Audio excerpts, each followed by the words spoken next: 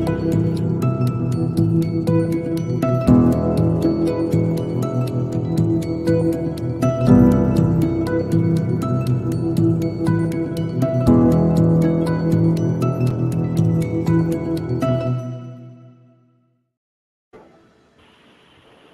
and a warm welcome to HW News Network, your one stop show, truth be told, for some engaging and thought provoking conversations. What a spectacular Tuesday it was, which was full of surprises. Nobody had thought that BJP will walk away with the Haryana elections for the third time. Yes, they're going to form government for the third time. It's a third consecutive victory for the BJP.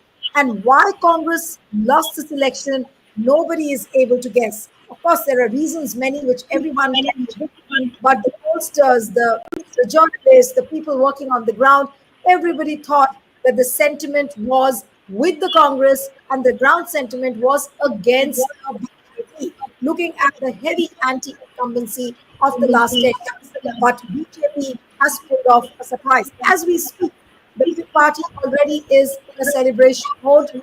As we are speaking, at the BJP headquarters, the Vijay celebration has already begun. Prime Minister is about to reach the party headquarters. Party President JP Nadda, Rajnath Singh, and several other senior ministers are already there. They are waiting for the Prime Minister to come. He's going to address the party workers. So we'll try and discuss as to what PM says. But the big lessons which are coming out of the Haryana results, which I'll try and discuss, and not to forget, of course, the Jammu and Kashmir story as well, where India Alliance is all set to form the government with National Conference emerging as the single largest party, and of course, National Conference along with Congress and several others will form the government. And what would be the challenges ahead of the Jammu and Kashmir government as well, which will be newly formed? So we try and discuss all of this. We try and get you a complete picture of what has happened throughout the day since morning. Because Jairam Ramesh had held a press conference around 5 o'clock where he said that this is Tantra ki jeet, Loktantra ki haar, which means the electoral machinery on the ground is won, but the democracy has lost. This is what he had to say. And he's also blaming the EVM. So there's several other factors, but everyone is horrified at the fact that how Congress could lose this election. Now, let's get into the discussion straight away. And as we are speaking, I'm seeing the visuals of Prime Minister just arriving at the party headquarters. We can try and see if we can show those visuals. Otherwise, we're discussing. Yes, the Prime Minister has arrived, and the petal stars we can see in his conventional style. He's walking in, waving his hands at the people, and the workers, the BJP workers clapping. And as we're speaking, he's getting onto the stage from where, of course, he's going to address the party workers. Now, let me go straight to Puneet Nicholas Yadav, who's a senior editor with the Federal. Let me introduce all my panelists to you. Puneet Nicholas Yadav, senior editor with the Federal. Thank you so much, Puneet, for joining. Professor Ajay Gunavarti from Jawaharlal Nehru University. Thank you so much for joining. Vivek Deshpande, senior journalist and political commentator. Thank you so much. And Dr. Prasenjit Biswas, who's worked with Lokniti, and he has been behind so many surveys, election surveys which have happened. Dr. Biswas, thank you so much for joining. And let me begin with Puneet, that as we are speaking, I can see Prime Minister Modi on the stage. And what can we really expect? Of course, we'll get to know in a bit as to what he's going to say.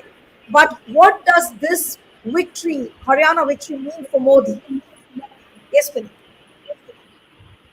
Well, for Modi, certainly, you see, this was not an election like the other elections which the BJP has fought, where, you see Narendra Modi all over the place. This was an election in which Modi largely stayed away from campaigning. But despite that, a major victory for the BJP in Haryana, the factors, the reasons I'm not going into at the moment. But a big win nonetheless. And so, it's going to be a big moment for him. And what one expects from him, of course, is a lot of chest thumping. The BJP is the only party that the country wants, and the kind of bombastic claims. We've done superbly in in Haryana. We've swept Jammu. the Hindus of Jammu have voted us, with great confidence and faith in us, and our vote share. We've even got a vote share in Kashmir this time. So you'll see all those kind of claims by the Prime Minister. Uh, Going forward, it's also a kind of a sort of morale booster for the BJP, because you're going into another election season very soon for Jharkhand, for Maharashtra, for Delhi. And, if the BJP's performance in Haryana was very poor, if the BJP's performance in JNK was very poor, it would have had an impact on the party's narrative and also the India bloc's narrative, going into election season in those three crucial states. So, in that sense, I think it's a huge boost for the BJP and the Prime Minister, of course. Yes, and the Prime Minister. So it's a huge boost for the BJP and the Prime Minister.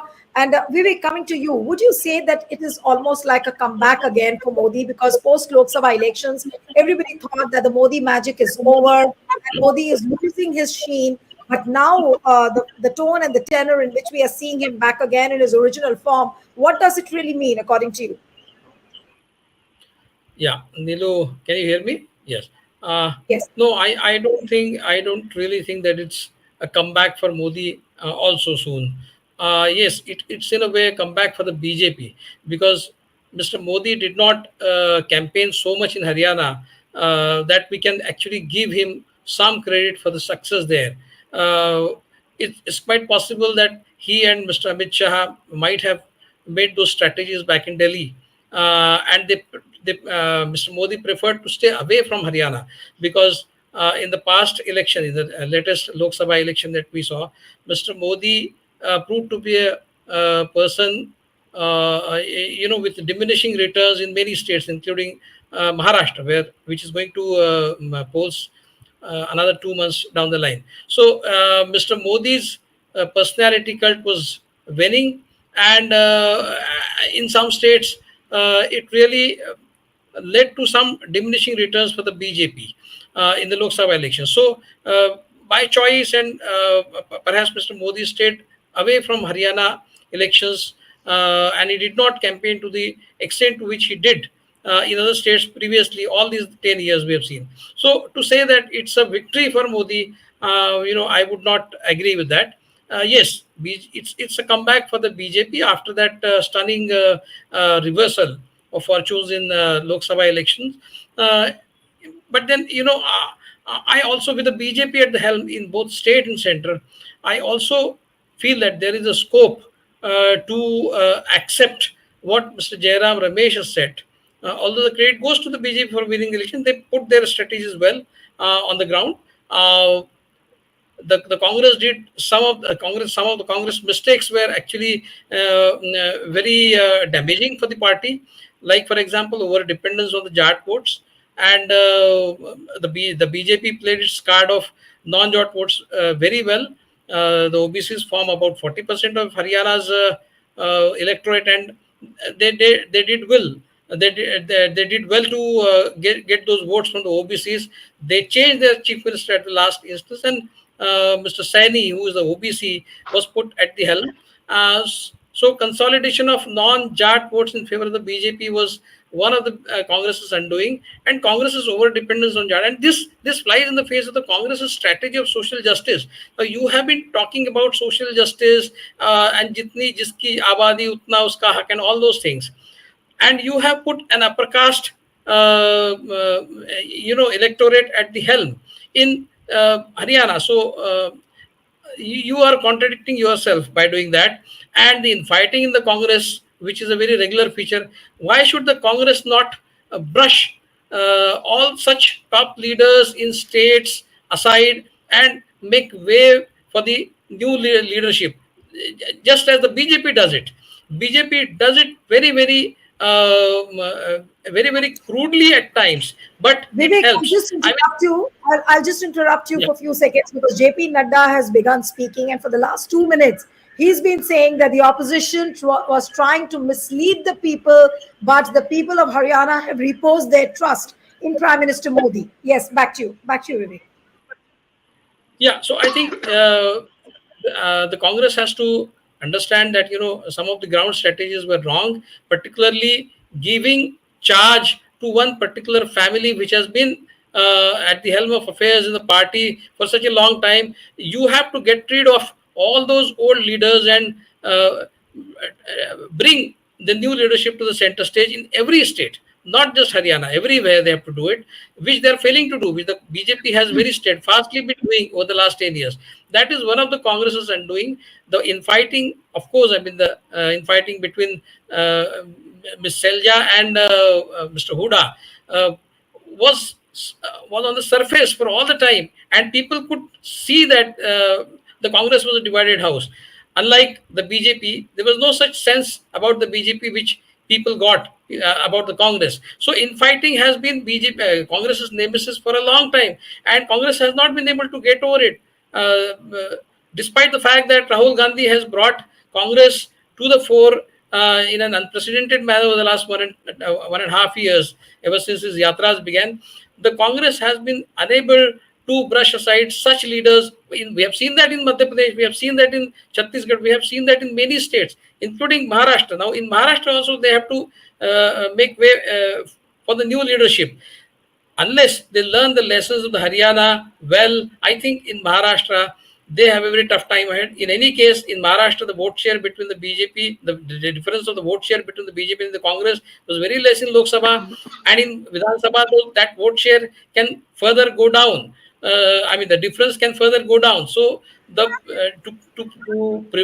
presume that Mahavikas Agadi has an age in Maharashtra and it will succeed in winning that election will be a very big mistake. You have to play your cards very well. You cannot be complacent at all. BJP has this uncanny knack of bouncing back. They have shown it in Haryana. They might show it in Maharashtra. If Maharashtra, No, if Devendra the Fadnavis has India already. doesn't, if the India alliance fails to win Maharashtra, I think it will be the biggest setback ever in the last many years for the India alliance. So they have to win Right. Maharashtra at any cost by improving upon their strategies which they adopted in Haryana.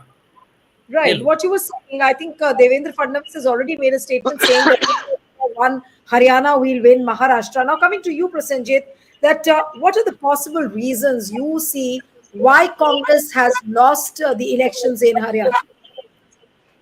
The primary reason is the presence of large number of independent candidates, some of whom were Congress rebels, and other such independent candidates were pitted against, let's say, a candidate that Congress has put from Jat community or from Dalit community. So Dalit versus Dalit, Jat versus Jat, and then create a kind of a micro division, shifting the votes which are not committed votes of Congress but swing votes. The swing votes of around 20%, BJP could engineer to shift away from Congress.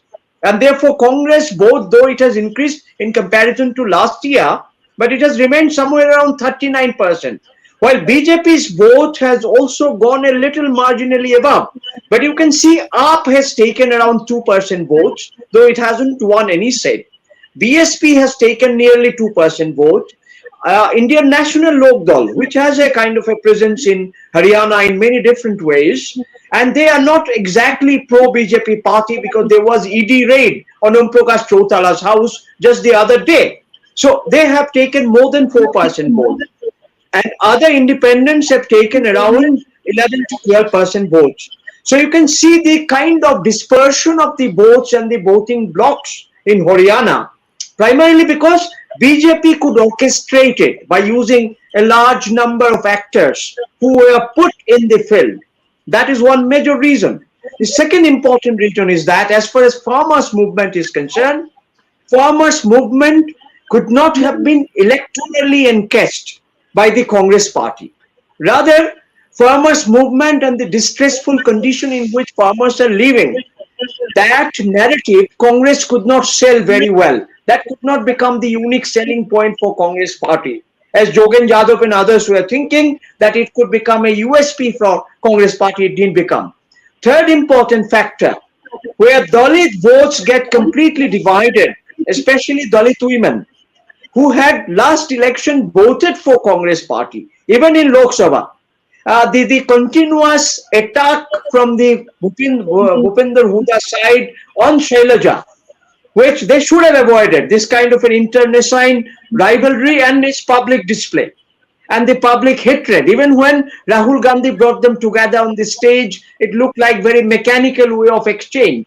It didn't have that body language or the equation that they should have had.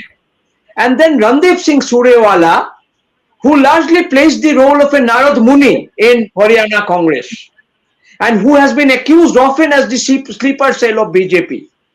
Neither Joyram Ramesh had any control on Randeep Singh Surewala, nor Rahul Gandhi, nor K.C. Venugopal. So Congress headquarters could not control its own leadership. And that is the primary reason why rank and file was frustrated, though mass support was in favor of Congress. Now, this is a kind of a electoral luck that BJP is enjoying, because in spite of this huge anti-BJP tendency among the Haryana voter, I won't say anti-incumbency because Ajoy was refuting the term anti-incumbency, but anti-BJP sentiments certainly were building up in Haryana. But you see, in Muslim constituency also, they have put a Muslim candidate, by which in Meham constituency, for example, which is a Muslim-dominated constituency, their Muslim votes have gone dispersed, and it has not come to Congress party. So you can see, in many cases, Muslim votes also being dispersed by BJP by pitting Muslim candidates. So this is something very, very unique kind of an electoral engineering that BJP has done, and Congress and other India bloc parties have to learn a lesson. Now, coming to Maharashtra, in Maharashtra, the dispersal has already happened, and it is away from the Mahayuti, because there are 3-4 other blocks who are totally against. I don't know about Prakash Ambedkar, if Prakash Ambedkar can be brought into, if Oasis party can be brought into in MDP, but Sharad Pawar is a uniting factor. In Haryana, there was no uniting factor like Sharad. Yeah. Let's talk about Maharashtra a little later, because today we are discussing Haryana and J&K. And I want to come to Ajay Gudavarti, and I was just listening to what JP Nadda has been saying. JP Nadda has been saying that Congress is all about commission, Congress is all about corruption, they were misleading the people, but the people have reposed the faith in Prime Minister Modi. That is, and as we are speaking, JP Nadda is still speaking. Prime Minister is waiting at the stage when his turn comes and he'll speak. But what would you really say? Now, of course, the mood in the BJP camp is upbeat, and the way they will be carrying forward this momentum, do you think that the opposition will be on the back foot now? Or can they really recover from this shock and put their act together for Maharashtra and Jharkhand? Yes, Ajay. I think, Neelu, there's a very, very big lesson that one needs to really learn about Indian voter. I think the way Indian voter is responding to the electoral trends has changed. This could be because of a lot of macro factors one has to analyze at a different level. But the fact that Haryana by far has been the most mismanaged, misgoverned state by the BJP. Look at the farmers issue, the women prisoners issue, unemployment, youth related. But the point is that none of these issues that we are watching in the media day in and day out is able to create a general pattern anywhere. So for women, for instance, when Jat women wrestlers are being dragged on the street for being molested, the ideal explanation and expectation would be, in general, women cutting across caste, cutting across classes, cutting across rural, urban would respond in a certain way to that kind of an open, brazen mistreatment of women. But that is perhaps not what is happening on the ground. It is seen as an issue related to Jat women, in which not women.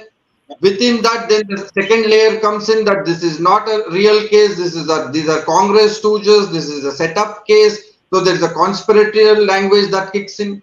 Something similar has happened with Jat farmers issue.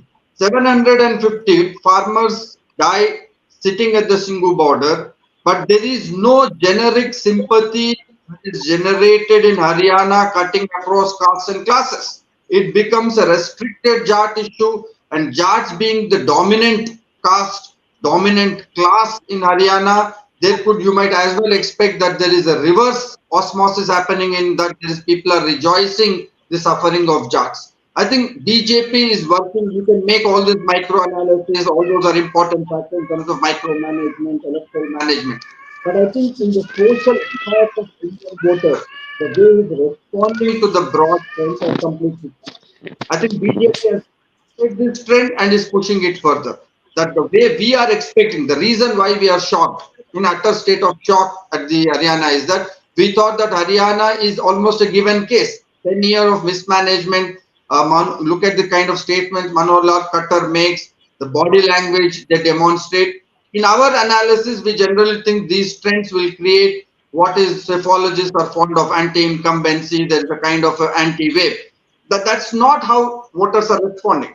This could be because of the neoliberal transactional relations that state and society have set in. That people are not responding on general trends. People are responding on very specific issues, very localized, very self-oriented, and I think that kind of politics can only help a right-wing kind of mobilization. And Congress is completely out of depth. I think they really do not know how to mobilize in this kind of a micro trend. They are going by the way we analyze.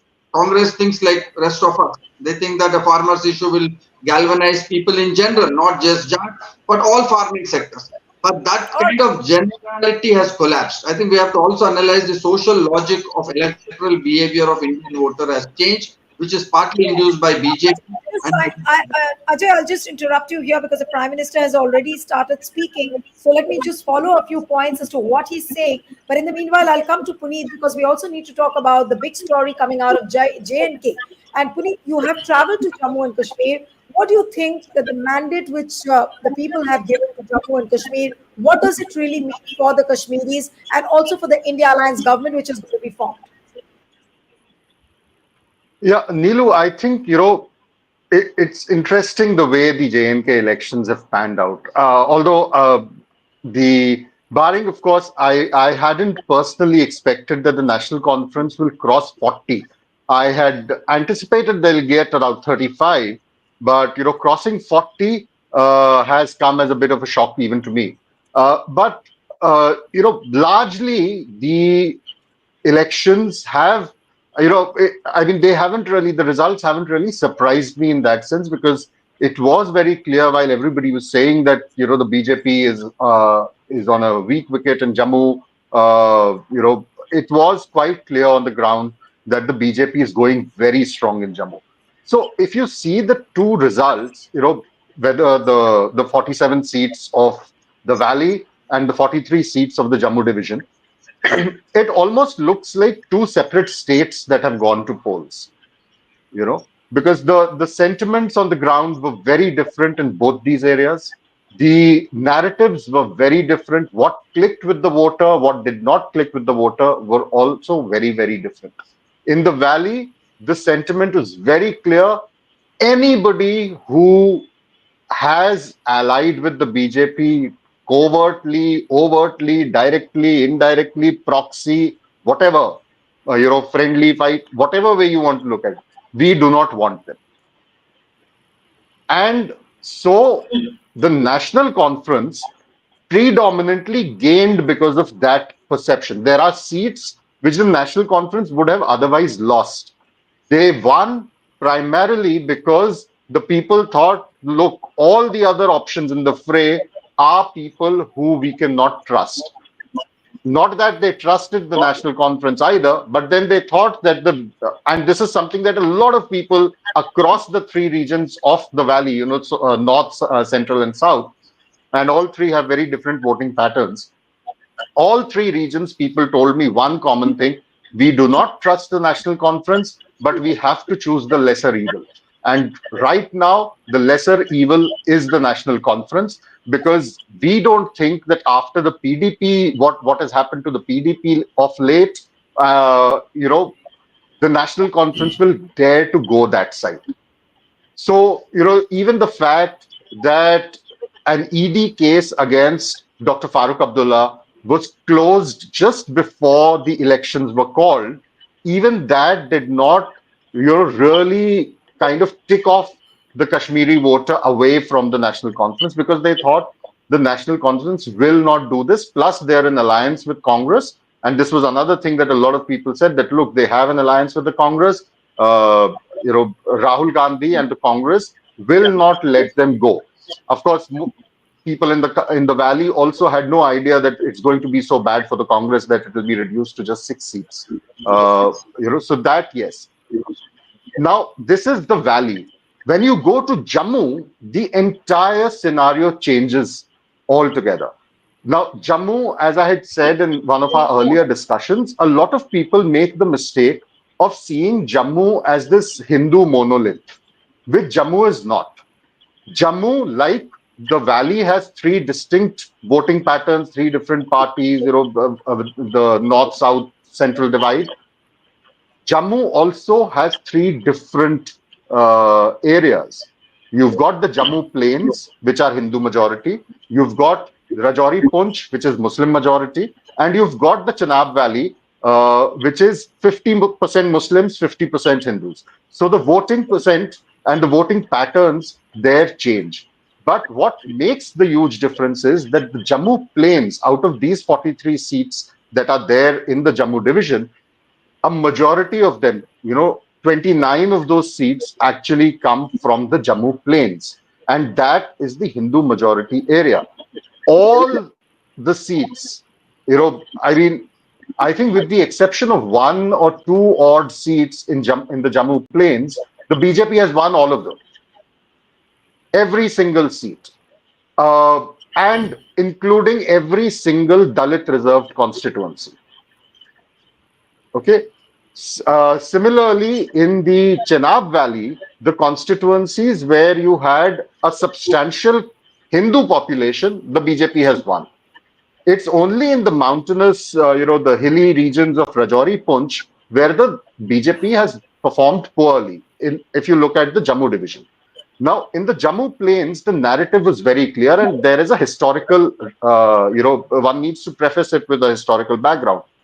There has always been, we may not like it, but there has always been a sentiment among the Jammu voters, particularly the voters of the Jammu plains, that they get a raw deal from the Kashmiri power elite, because it's the Kashmiri power elite that control the corridors of power in Srinagar, in J&K.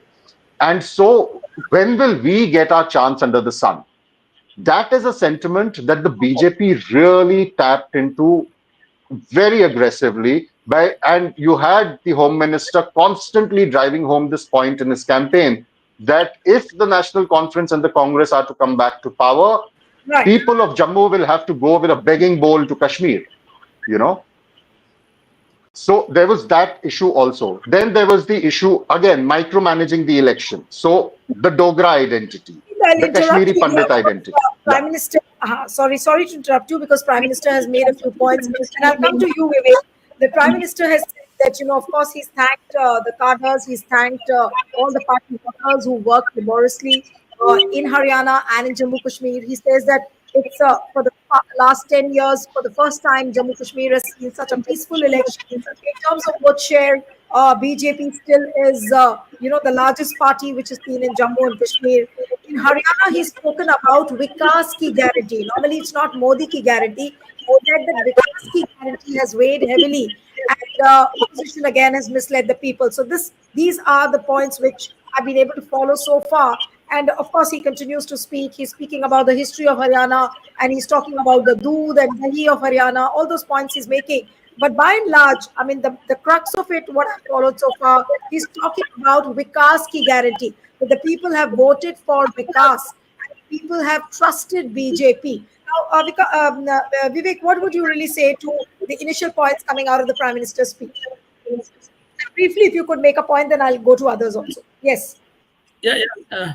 Nilu, it was very natural on Modi's part not to speak about himself because he had withdrawn himself from the Haryana election, as I said previously. So And over the last 3 4 months, we have seen Mr. Modi not focusing on himself too much, because that had proved to be very costly in the Lok Sabha elections, as it seems. And Mr. Modi seems to have learnt a few lessons about that. So that me I syndrome is not overwhelming as far as Mr. Modi is concerned. He is trying to not to speak in terms of himself, and attribute every success to himself. So that's a good departure that Mr. Modi is making for himself, because if he would have continued to speak about himself, then I think people would have laughed at him all the more, because that has proved to be his undoing in the Lok Sabha election. So it's good that Mr. Modi is not talking about himself, talking about Vikas. I don't know what kind of Vikas he was talking about, because there was huge anti-incumbency in Haryana, as everybody was able to make out. Now, why that did not translate into a victory for the Congress, or why did it not translate into a defeat for the BJP in Haryana, is subject which analysts will talk about in the days to come. But then certainly that there is something mysterious about it. As I said previously, with BJP at the helm in state as well as at the center, there's certain amount of mystery about the BJP's victory, which many people in the Congress nowadays feel that the victories, the electoral victories, are actually won at the booths, and that is where the Congress is still very weak. And at the booth level management, if you remember, Mr. Shah had said that he had exhorted his people to win over the booth managers of the opposition party. Now, what has happened at the ground level in during those polling, during those elections in Haryana, I don't know. But Mr. Shah had given a very clear direction to his booth managers to win over the booth managers of the opposition parties. So, has that happened on the ground? Did the booth managers of the opposition remain complacent? Did they actually help the BJP booth managers? Did they were they No, that didn't happen. That didn't happen in Haryana at all. Sorry. Sorry to okay? interrupt. Okay. But that was the message that Mr. Shah gave to. But then elections are won nowadays through a very deft election management system, which the Congress clearly lacks, and the BJP is very strong in that. And that is where the Congress needs to improve, I think, and that has to be done at the right earnest, because in Maharashtra the elections are due in next 2 months. So the BJP, the Congress has to pull up its socks well in time, and not presume that the advantage that it has in Maharashtra will definitely translate into some kind of a victory. They have to do things differently in Maharashtra than what they did in Haryana. So that's the lesson that the Congress has to, and good that in Haryana Congress lost, because if they would have remained complacent with that victory in Haryana, they might have lost the bigger state, the Maharashtra state, which is thrice the size of Haryana. I mean, there are 288 assembly members to Right. be elected there.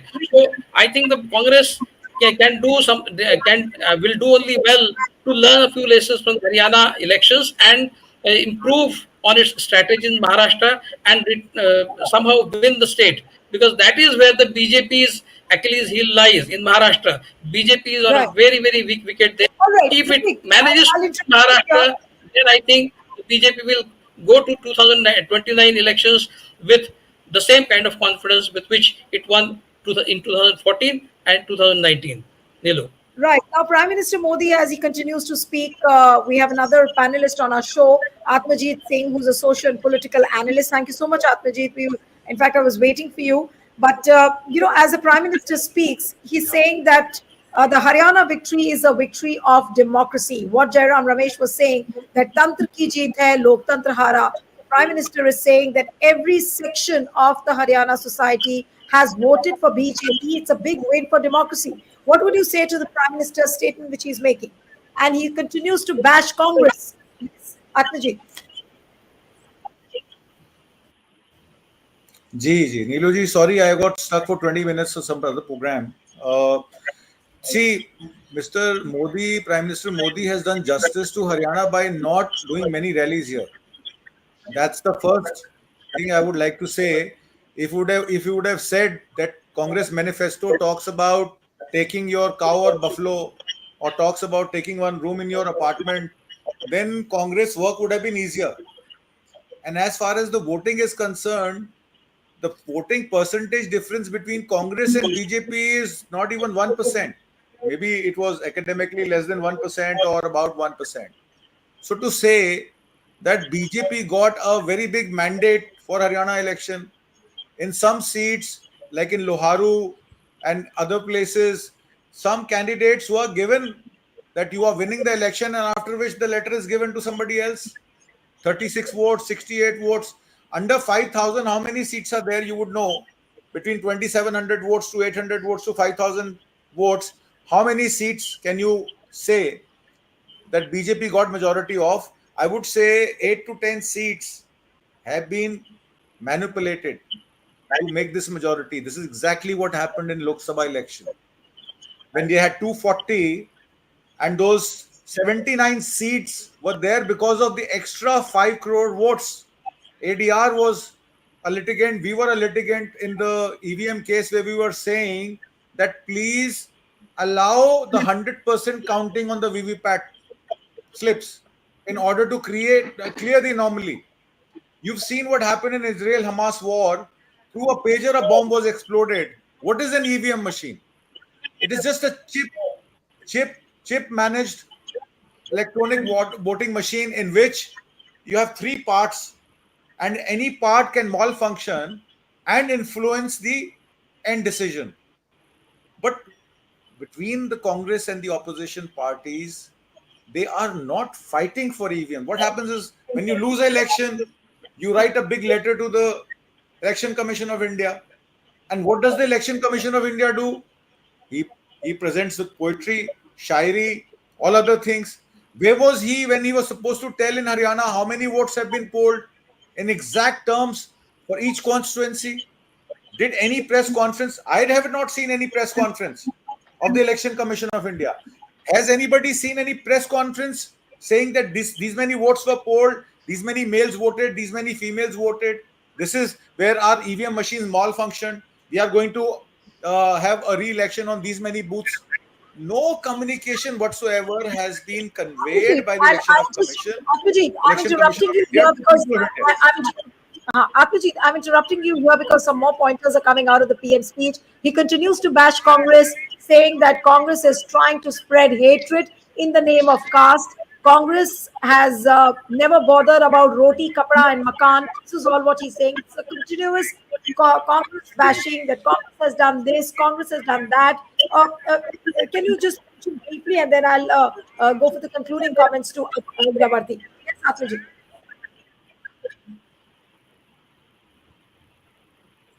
Yes, Atmaji. Jeep, I could hear you in bits and pieces. What you just mentioned was that No, people spoke I'm of saying caste. that yes, Uh, I'm saying this- I'll just repeat myself. Prime Minister has said that Congress is spreading hatred in the name of caste. They have kept the poor people away from roti, kapda, and makan, and they have been misleading the people. They can never push the Dalits and the backwards to the topmost post. He has also mentioned the post of the Prime Minister. All that he's been saying. So it's a continuous Congress bashing in his speech. Yes, Atmaji. Definitely, because he has no other narration. See, he mentioned there are only four types of people. One, he says women. What happened to women when the wrestlers were agitating? Did the government listen? Even today, Brij Bhushan Sharan Singh's statement has come. He's saying Julana mein because this Fogart girl won because of my name. My name has so much power that even if somebody gets associated with me or puts a case on me, he wins an election. This kind of a statement Brij Bhushan Sharan Singh made. So whether women are safe in Haryana, we're talking about farmers. Farmers are still agitating in Chambu and Kanori. You call them farmers or you don't call them farmers. Your own ML Khattar Saab says, bash them, take them out. So this is how you behave with farmers. Then you talk about Garib. Tell me how many families are living below poverty in Haryana. There are 45 lakh families living below poverty, which constitute 50% of the population. What kind of poverty elevation program did you do in last 10 years, and what came out of it? Has they given any plan where in last 10 years they've done any development, any data? Have they submitted to the people of India or people of Haryana? No. Then they say the fourth one is the Kisan, the Garib, the Mahila, and the Dalits. Now, in terms of when Rahul Gandhi says there should be a caste census, 2021 population census was supposed to happen. It's not happened till now. All other countries have conducted population census. Our country is the only country since lockdown we've not conducted a population census. We are not willing to know how many people at what caste and what economic background are suffering. Even the Labharti work is not very clear. So when Modi ji Right. does Congress bashing, he's actually exposing himself to those questions whether his government has been actively those things that he's raising those questions against the Congress party. Right. That's important to All right. notice. Yeah. All right. Now I'll come to Professor Ajay Gudavarti and then I'll wind up the show because his speech is going to be long and he continues to speak what he's saying that Congress is a party which is against the country. It has tried to provoke the farmers. It has tried to provoke all the sections of the society. It is trying to promote hatred amongst all castes. Professor Ajay Gudavarti, concluding comments and very briefly from you. Yes. No, I think this is all red herring from Mr. Modi. I don't think we need to take the rhetoric seriously, Neelu. But the point is that BJP has shifted the terms on which politics is being played. Congress was a top-down political party managing state through regional elites like Jats in Haryana, Yadavs in Uttar Pradesh, Yadavs in Bihar. BJP has shifted that logic, and we need to appreciate this aspect of BJP. Not that they're going to empower these smaller minorities, but the optics and the rhetoric is that BJP looks transformative on the ground from the subaltern point of view. So they can raise the question of what happens to Dalits of Jammu vis-a-vis the social elites of Muslims in Kashmir Valley. Can Congress do that? No, it cannot raise this issue. They can raise the question of poor among upper caste. Can Congress and other parties raise this question? No, they cannot do that. They can raise the question of Jats being anti-Muslim and anti-Dalit. Jats harbor this kind of prejudice.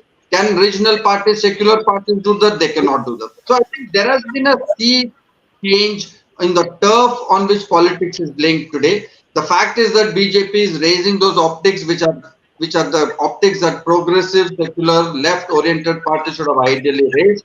The tragedy of this country is that the conservative party is raising all the right issues, but they're not going to do anything about it. This can only mean disaster in terms of long term, in terms of Indian democracy, because you're going to raise aspirations and not meet them. And what this will hold for Indian democracy in times to come, I think, is not going to be a happy story for all of us. Right. So the Prime Minister's speech still continues, and as I told you, he's still on a continuous Congress bashing spree, and I'm sure he'll say more.